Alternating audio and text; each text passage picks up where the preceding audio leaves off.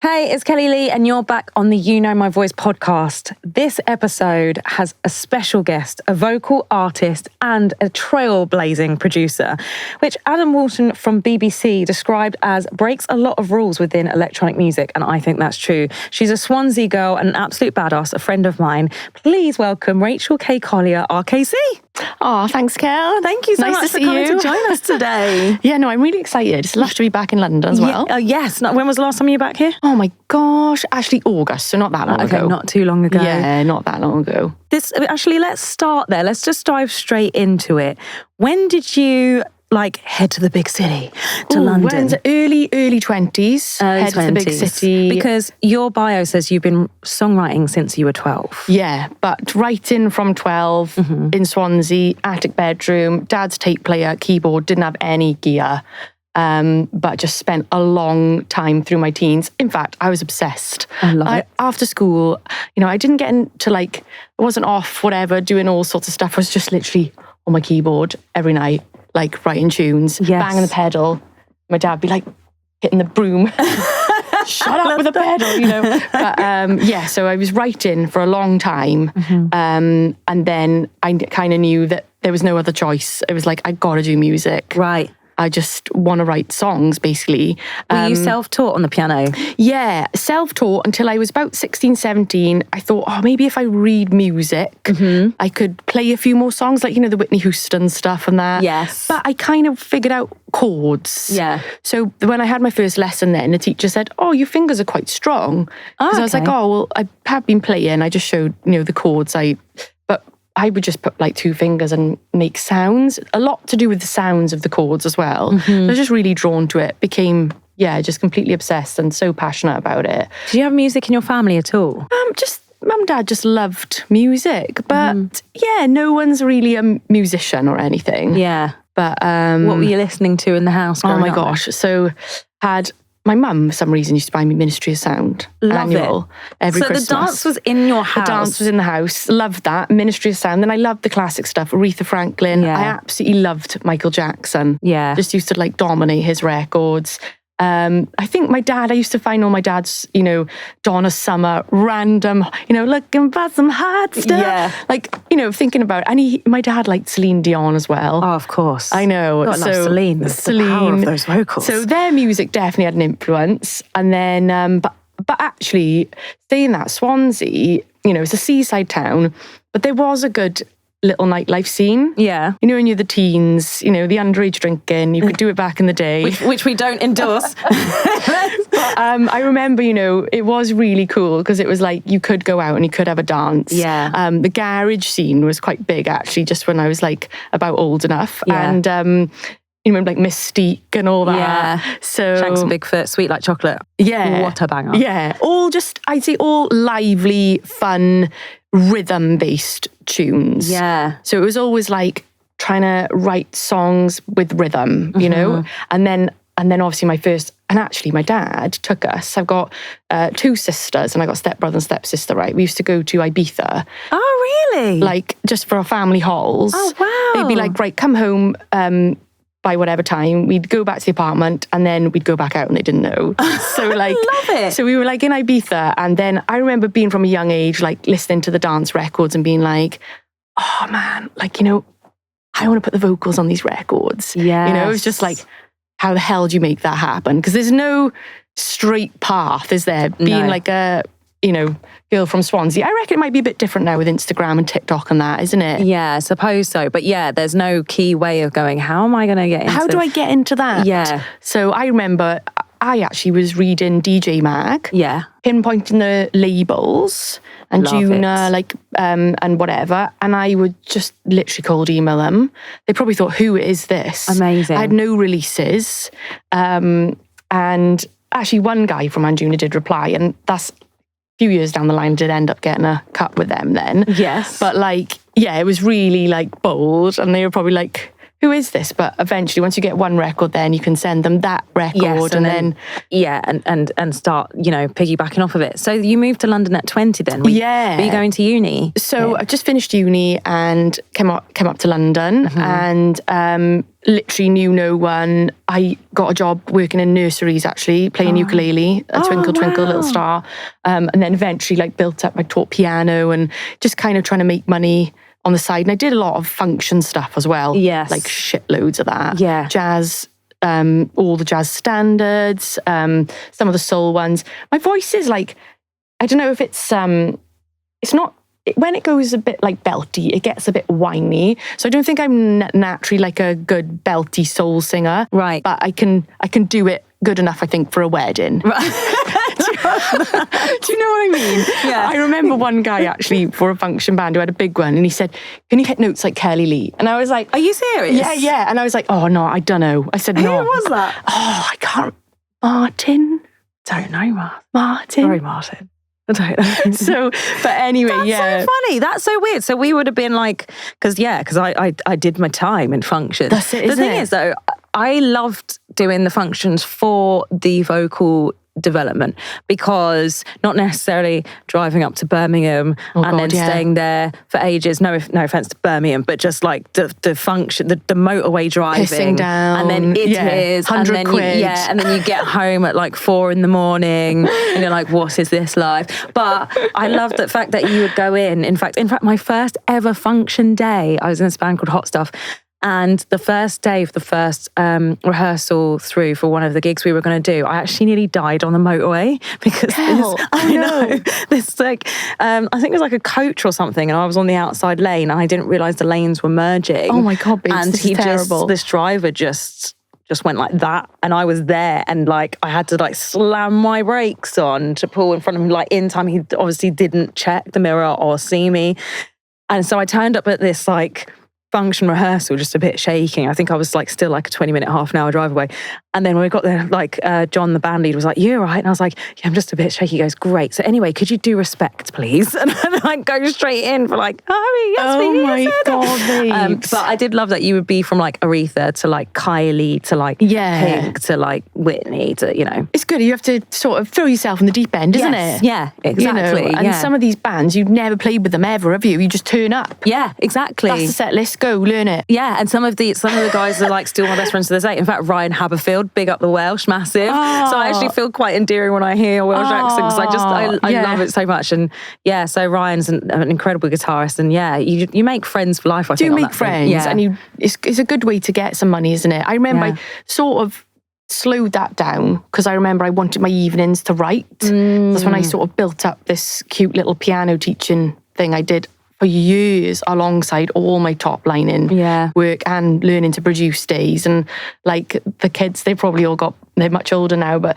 I used to love it. It was it just took me a bit, it bring me back down to earth, I remember once I got off a call, it was with, I was working with Hospital Records, and I can't remember who the A&R was at the time, and I'd just been sent a song to him, and then he hadn't said the best things, and I just went to a piano lesson, and I was like, back to whatever. And then it takes you, I think it was nice. It was good for my brain just to get out of that world for a little bit and earn some bloody money. Yeah. So and you're a real proper musician as well. It's you keep coming back to your instruments. It's your safety place. Yeah. And to feel in control of what you're doing. So, okay, so we've got to London, and then Adjuna, so you sent that record off. They've got back to you. What was that record? So that record, in the end, because I sent a few things over to Matzo, right? And then in the end, I actually went to a session with him, which was somewhere in Shoreditch, and that ended up being Only For You. Nice. So he's recently just had his 10-year anniversary, but that was on his album Damage Control, which was Grammy nominated. Amazing. It's bonkers. So that was actually your first cut?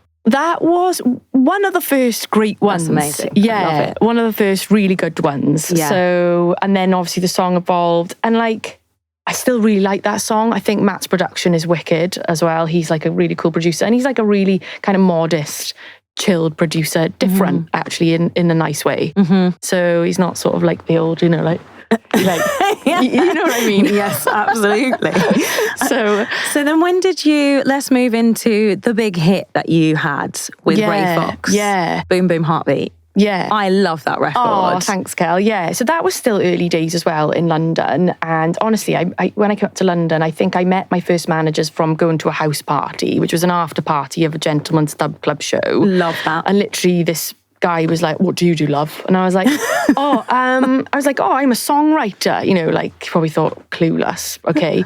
But he was like, "Oh, right. Oh, well, what did he do?" He gave me a CD. Oh, brilliant. And he's like, "Go on then, love. Write me a hook on that."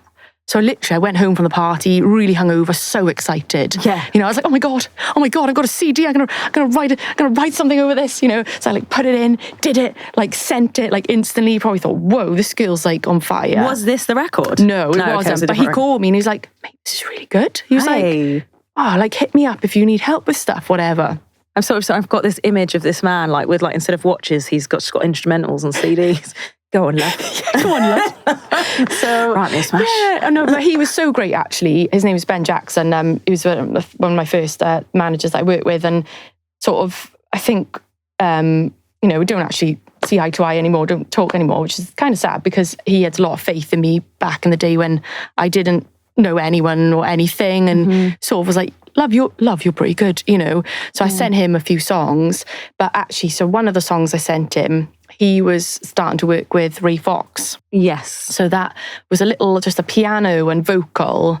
And it was a da da da da da da da da da da da da. And I think, you know, I got the jazz t-shirt on. I'm not a big lover of jazz anymore, but it was a bit jazzy. Yes. The piano a bit line. Latin. Yeah, it had that kind of like fun feel, and it was just piano and vocals. Because for years, all I could make was piano and vocal. Now to be honest, I'm so sick of the piano now. I'm like, oh my God, no, give me every other synth apart from the piano. But you've done your time. You've done my time with the keys. But like, yeah. And then he was like, oh, love, you know, Ray's made something with your vocal. And I was like, oh. And I think Ray Foxx had just had this trumpeter song out. So he was like trumpeter. He was like you know, doing really well at the time. And I was like, oh, cool. Is this cool? You know, and actually at that point as well, I was just going off to LA. They managed to get me in some writing sessions for David Guetta, which was bonkers. Love that. It's quite interesting because you sort of just went thrust in. Honestly, I was thrown in, really, really thrown in at the deep end. I think that's good, actually, because I was quite naive, and that's not a good thing, but it was nice because I was like so fresh. Whereas like if it was now, I'd probably be like, oh my God, David Guetta writing session. No, you know, like, do you know what I mean? You'd be like too much. It was nice not knowing that much really and just getting thrown in. Yeah. So that was really cool. And I was like, didn't really think much of it. And then I remember I met with Ray and we went to EMI Studios. He was like, Rachel, he was like, can you just make the lyric go boom, boom, boom into this boom, boom, boom? And I was like, yeah, we can do that. That's what I thought about the lyric. You know, you made my heart beat in and out of time. Boom, boom, boom. So I was like, oh, that's cool. And then me and Ray did write the lyrics then to like all kind of lead to this. So it was actually a really nice collaboration. And then, you know, didn't think much of it. I think it did take a while to get finished, so I didn't think too much. Right. Then suddenly it was like Mr. Jam was supporting it on One Extra, then it was popping off on Capital and all these other little things. And again, I was still so new to this. Yeah. And then suddenly, I remember I was on holiday with my family, got a text, a picture, Radio 1 A-list, boom, boom. Wow. And I was just like, I do remember the moment, I was in a supermarket, I thought, oh, good. Like, wow. Yeah. So like, did you buy yourself some chocolate and some extra wine? I just remember thinking, this is amazing. And I remember getting an email then saying, oh, Rachel, Mallorca Rocks, they want you to perform. And I remember being like, dickheads, I'm on holiday. And then I was like, hang on, I'm in Mallorca. I was like, oh my God, I can do it. Hired a car, drove down to Mallorca Rocks the next day and did the gig. It was like, and then it was so funny. My mates were all making fun of me because they were... we'd been on a hen do as well to like literally 2 weeks before, and Mr. Jam was there, and he started playing Boom Boom in the club, right? We were all dressed up. We all had wigs on. There was like 20 of us. Amazing. I had this bright orange wig.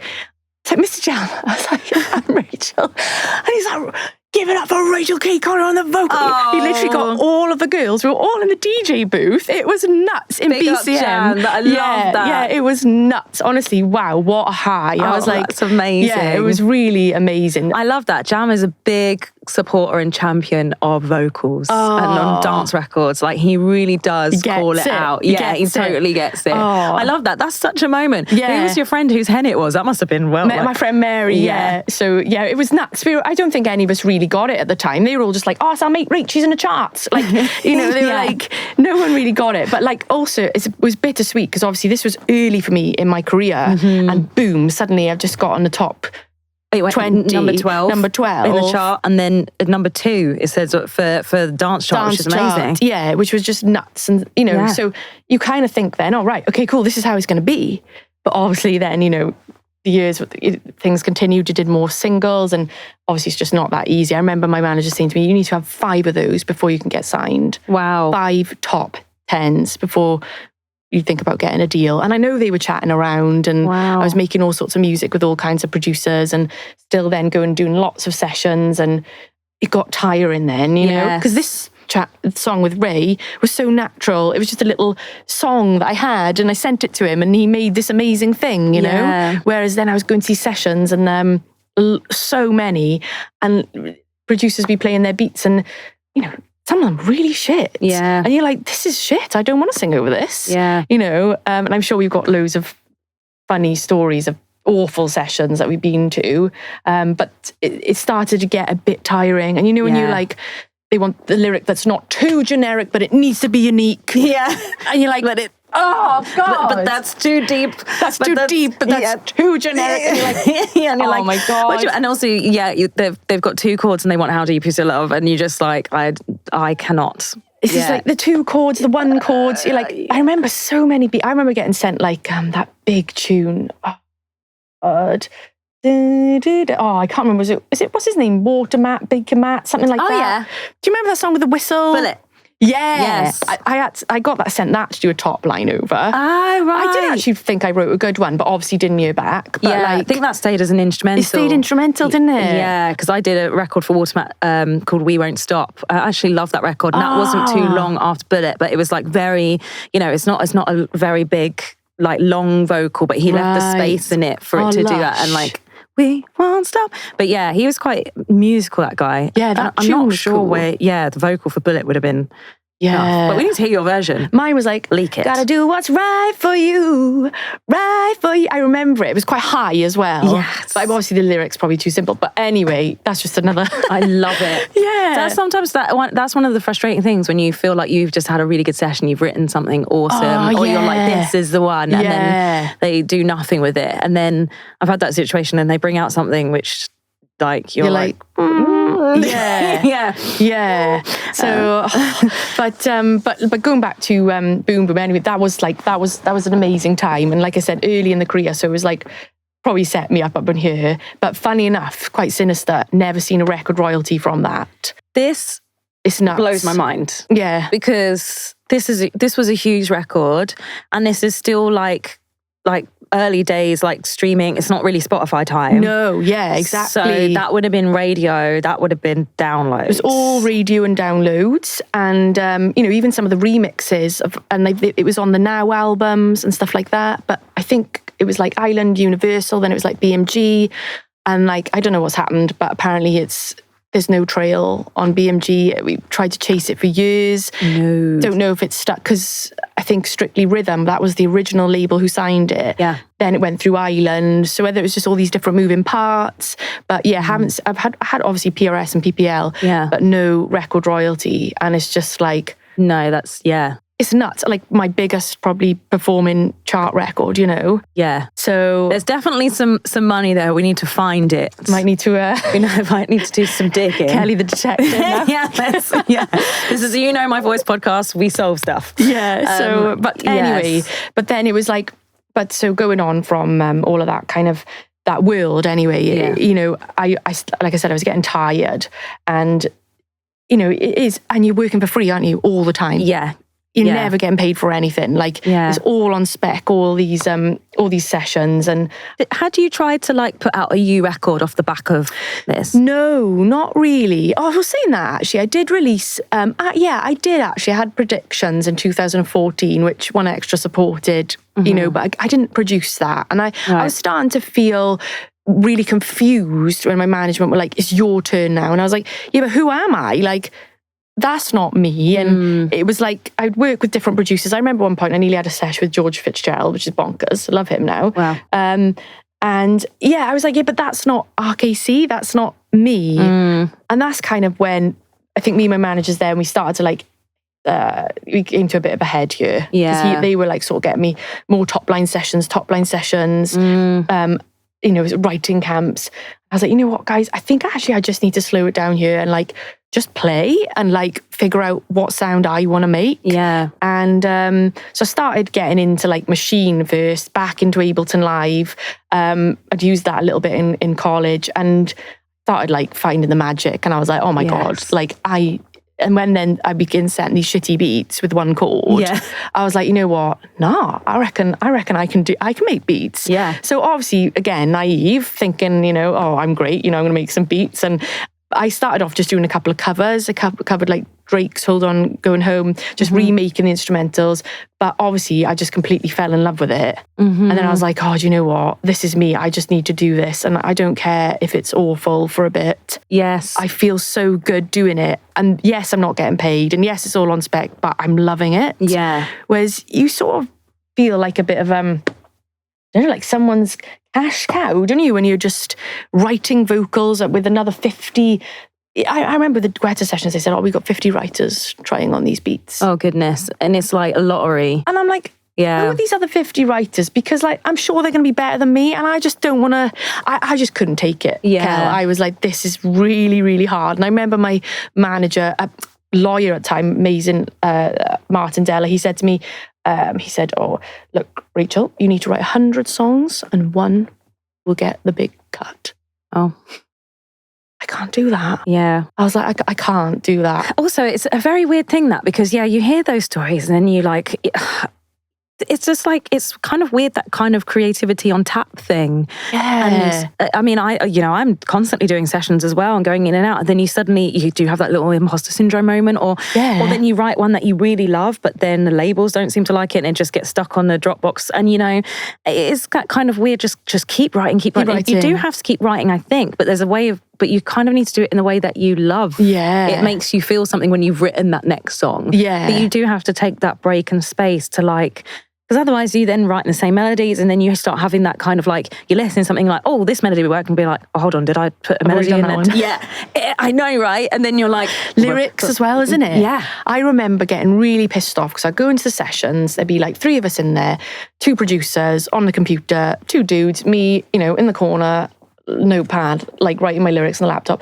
I'd write something cool, you know, I'd be like, this is cool. Lay it down. Suddenly, it's lost into the thing. And do I own that vocal now? No, because I was in the session with them when I wrote it. And it's suddenly a 3-way split. And you're like, I actually sat there and wrote that. And now it's going nowhere and it's lost. So that was getting to me as well. Yeah. So I was like, then I was thinking, I'm going to turn up to the session with a song. So then if they don't use it, that's fine, guys, no worries. It's mine. It's and you can take it back. So that was starting to like work against me as well. Yeah. And then in the end, that's why I was like, I'm just going to go lone wolf and just try and produce my own music. So had you worked with or met any other female producers? Oh my God, no. Yeah. Absolutely never. No one. I remember being on some horrendous panels as well with with some producers that literally... And I was actually there with Ableton because I started working with Ableton in like 2017. They have been amazing in supporting my journey, just whether that's like resharing videos I've made or getting me to like make the music for I did the Live 10 campaign and the Live 11 campaign. You know, they pay well, they look after you, you know. Brilliant. So that was really nice, like a little bit of a boost. I actually went to AD on purpose to try and meet them and show them my performances I've been doing. I love it. And then they, you know, and they were like, oh, yeah, this is kind of cool. And then sort of one thing led to the next. But I went on a panel with them. I was the Brighton Music Conference. So it was me and then like all dudes. And so the Ableton guys were there and my manager, and they said when I would speak, the two producers over there would almost be yawning. So disrespectful. One, I was just staring at the floor. One guy, he was rolled his eyes. And then it was awful because he was saying to a huge panel of like 300 people that actually Ableton, when you bounce the song, it sounds shit. Oh, wow. So he was like really putting me down, and it was just awful. And I came off that panel, wrote the song Dinosaur. Oh, yes. Which did go on the BBC Introduced in Radio 1 of the week. Come on, girl. Love it. So I was like, and we made a whole music video for that. Like, just basically, I got my stepdad to play this old school music producer, bought him a wig. We created this awful studio, which I bought all the shit off eBay. Cubase 3. We like all really like dated and taking the piss. But some male producers did get a bit offended by that. But I was like, guys, it's not directed at you, all right? It's like, it's experiences I've literally had. Yeah, in the studio, you need to share your story. And there was so many sessions as well, of like, I don't want to go down this route really, but like, yeah, it's just... I remember when I would be in sessions, and because I vocal produce, and like I didn't enjoy some of the producers I worked with when I was starting out. I didn't like the vocals I was being sent back that they chose and cut, and I was like, do you know what, I need to take care of this. And just, I remember then going in sessions and then, working with people, because I can work on Cubase and Logic, and I can do Pro Tools as well. Unfortunately, I've not stepped into Ableton world, although it was amazing. And then just every time, producer would be like, whoa, you can like produce your own vocals. God. You can comp, and you can. It's like, God, yes, what do you think I do all day? For God's sake! And it's sort of like felt like I was receiving a trophy. Yeah, and just like, this is what I do. But yeah, this is the thing I love about you and your tenacity. Like all parts of your story, you're like, I can do that. I'm going to make that happen. I'm going to go to ADE. I'm going to speak to Ableton. It's just fantastic. Oh yeah, you just got to kind of throw yourself in, haven't you? And actually, what I've done through my career, I feel, is I've just tried every basket, and I'm like, and then sometimes one is sticking and one's not. So for example, my Patreon community, which I didn't even know what that was. I played a show. Someone said to me, "Have you got a Patreon?" I was like, "What's that?" Found out.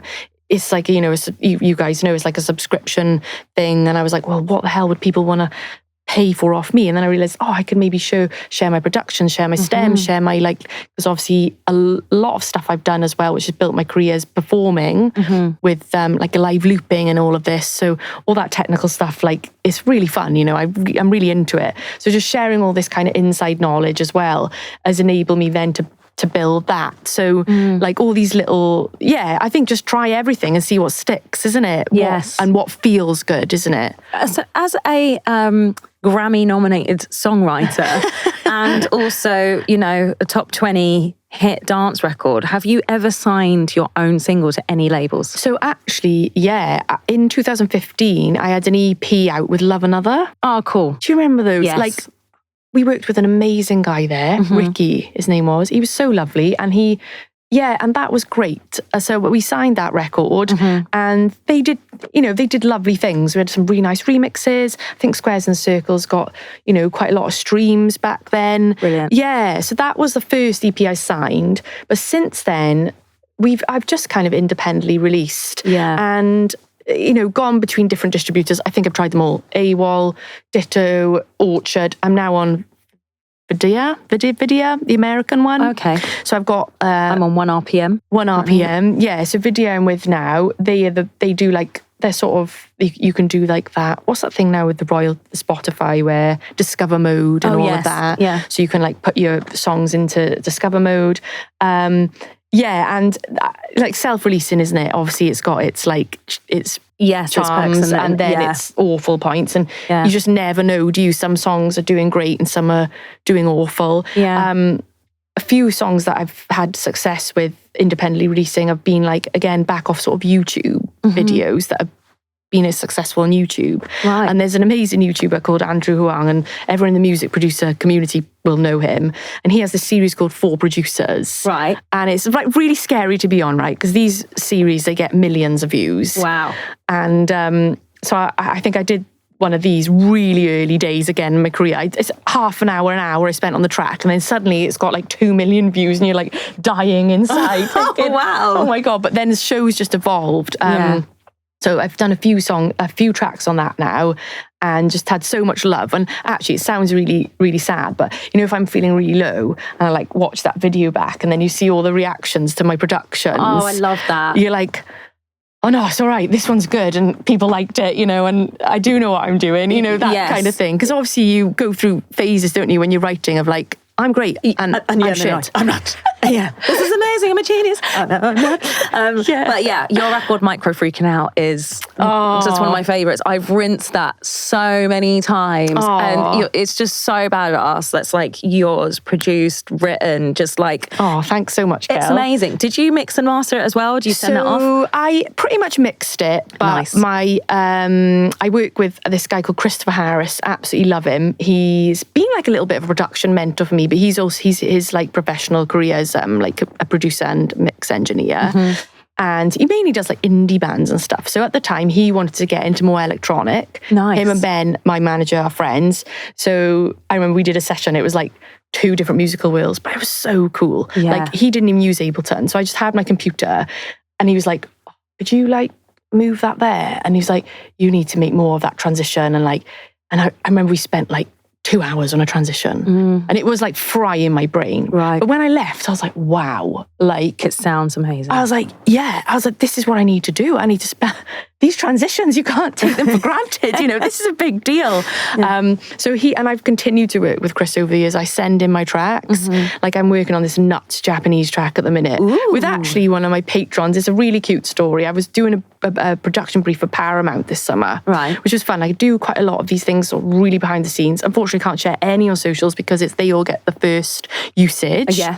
But they pay nicely, and it's just lovely production jobs. Mm-hmm. And the brief was multi-language. Wow. So I was like, oh, cool, okay. So I sung in French, which is not... Do you speak great. French? No, it's dodgy. But one of my patrons, she's so cute, her name's Sally. She speaks like 5 languages. Wow. So she was like sort of sending me how to pronounce. Anyway, I wrote this Japanese one. I used ChatGPT to get the lyrics. Right.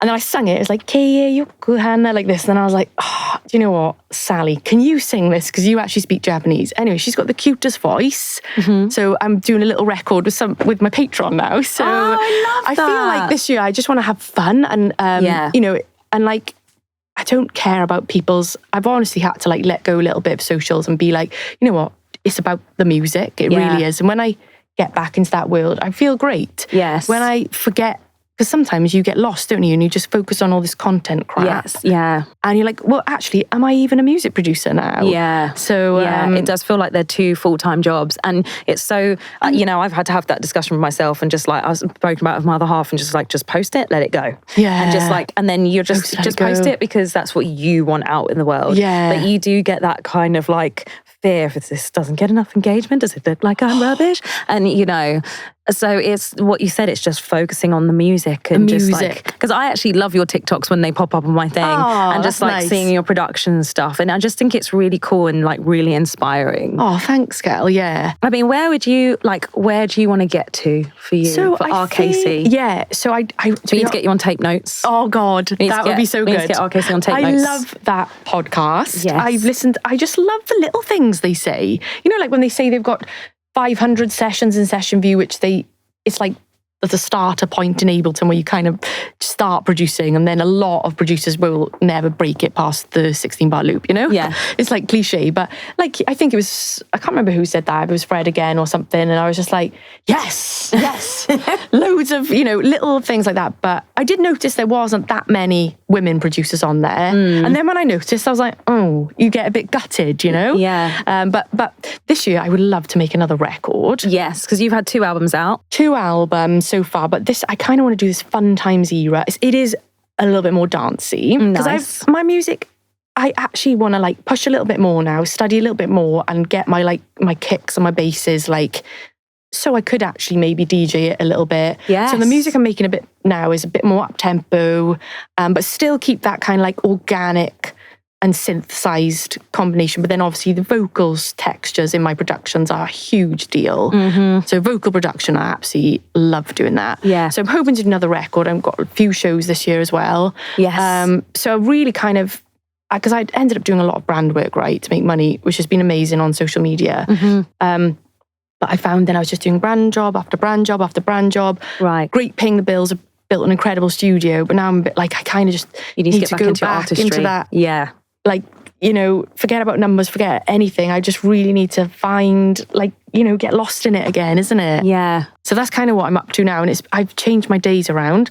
I'm starting every morning now, not going into the studio like emails, editing. No, Ableton, I'm opening it first. Love that. And I'm like literally morning. I never used to produce in the morning. I'm like starting in the morning and then doing a good 3 hours. I'm burnt out then, like by music, but I feel like, like when you've been for like a good, sesh in the gym. Yes. And then I can hit the admin in the afternoon, a few emails, and it's fine rather than the other way round. Yeah. That's been a lot more productive, actually. So you're really focusing on your production, your craft, and your art.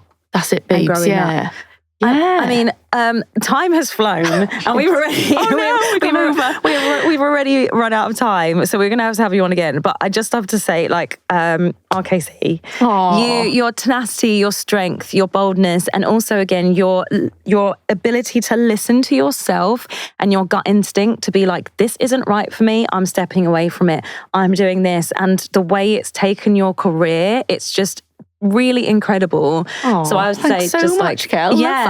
Listen to that voice, because it just sounds like you're doing the real right things, and you're a pioneer, and you're a pioneer for vocal artists who to become producers and listen to their musicality. So yeah, thanks so much, Kel. That's you. it. If you're already writing vocals and the step to recording is like 10% of what you're doing when you're writing. Mm-hmm. I think it just really frees you up, doesn't it? Once you start vocal producing and find that creativity in there as well. Yeah. So, but yeah, thanks so much for having me on as well. Thank you so much. I've chatted a lot, but yeah. It was fantastic. A true inspiration, RKC on You Know My Voice. Thank you. Thanks, Kel.